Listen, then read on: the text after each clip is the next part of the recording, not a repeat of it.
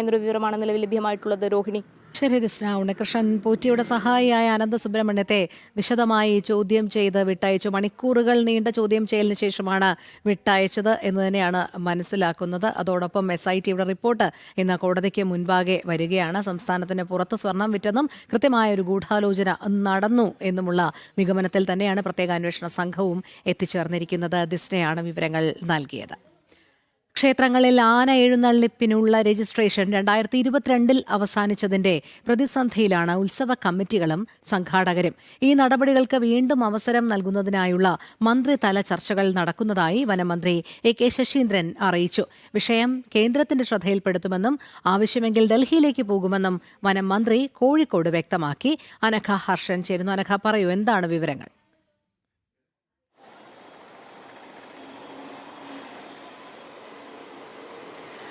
രോഹിണി, ഈ ആന എഴുന്നള്ളിപ്പ്, അതായത് ക്ഷേത്രങ്ങളിലും മറ്റ് ആചാര പരിപാടികളിലും ഒക്കെ തന്നെ ആനയെ എഴുന്നള്ളിക്കണമെങ്കിൽ അത് സർക്കാരിന്റെ തലത്തിൽ രജിസ്റ്റർ ചെയ്യണമായിരുന്നു. ഈ രജിസ്റ്റർ ചെയ്യാനുള്ള കാലാവധി 2022 അവസാനിക്കുകയും ചെയ്തിരുന്നു.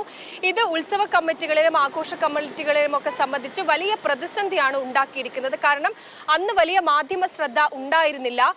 അതുകൊണ്ട് തന്നെ പല കമ്മിറ്റികൾക്കും, പല ഇത്തരത്തിലുള്ള ഉത്സവ കമ്മിറ്റികൾക്ക് ഇത് രജിസ്റ്റർ ചെയ്യാൻ കഴിഞ്ഞിരുന്നില്ല എന്നതാണ്.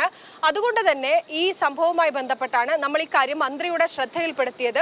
അപ്പോഴാണ് മന്ത്രി വ്യക്തമാക്കിയത്, ഇതുമായി ബന്ധപ്പെട്ട് അന്ന് രജിസ്റ്റർ ചെയ്യാൻ പറ്റാത്ത ഇത്തരത്തിലുള്ള ഉത്സവ ആഘോഷ കമ്മിറ്റികൾക്കൊക്കെ തന്നെ വീണ്ടും ഒരു അവസരം നൽകുന്നതുമായി ബന്ധപ്പെട്ട കാര്യങ്ങൾ മന്ത്രിതലത്തിൽ ചർച്ച ചെയ്യും. അതിനുശേഷം ഈ കേന്ദ്ര വനം മന്ത്രാലയവുമായി ബന്ധപ്പെട്ട് ഈ കാര്യം അവരെ ബോധ്യപ്പെടുത്തും. വേണമെങ്കിൽ ഡൽഹിയിലേക്ക് ഇതുമായി ബന്ധപ്പെട്ട് പോകാനും തയ്യാറാണ് എന്നാണ് വനമന്ത്രി പറഞ്ഞിരിക്കുന്നത്. മാത്രമല്ല, ഇനി വരാൻ പോകുന്നത് ഒരു ഉത്സവകാലം കൂടിയാണ്. അതുകൊണ്ട് തന്നെ ആചാരപരമായി അമ്പലത്തിൽ ആന എഴുന്നള്ളിക്കുന്ന പല ക്ഷേത്രങ്ങളുമുണ്ട്. ഇവർക്കൊന്നും തന്നെ അന്ന് രജിസ്റ്റർ ചെയ്യാൻ സാധിച്ചിരുന്നില്ല. അങ്ങനെ രജിസ്റ്റർ ചെയ്യാത്ത പക്ഷം ഈ അമ്പലങ്ങളിൽ ആനയെ എഴുന്നള്ളിക്കാൻ കഴിയാത്തൊരു സാഹചര്യമുണ്ട്. അങ്ങനെ നോക്കുമ്പോൾ പല ക്ഷേത്രങ്ങളിലും മറ്റുമൊക്കെ തന്നെ ആചാരം നടക്കാതെ വരുന്നൊരു സാഹചര്യമുണ്ട്. അതിൻ്റെ ഒരു വലിയ പ്രതിസന്ധി ഇത്തരത്തിൽ ക്ഷേത്രങ്ങളിലും മറ്റുമൊക്കെ ഉണ്ടായിരുന്നു.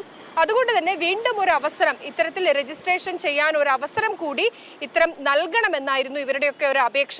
അതുകൊണ്ട് തന്നെ അത് പരിഗണിക്കാം എന്നാണ് വനമന്ത്രി പറയുന്നത്. ഈ കാര്യങ്ങൾ കൃത്യമായി മന്ത്രിതലത്തിൽ ചർച്ച ചെയ്തതിന് ശേഷം കേന്ദ്ര വനം മന്ത്രാലയവുമായി ബന്ധപ്പെടും. അവരുമായി ചർച്ച നടത്തിയതിനു ശേഷം കൃത്യമായി ഇടപെടൽ നടത്തും എന്നുകൂടിയാണ് വനമന്ത്രി പറഞ്ഞിരിക്കുന്നത്. രോഹിണി.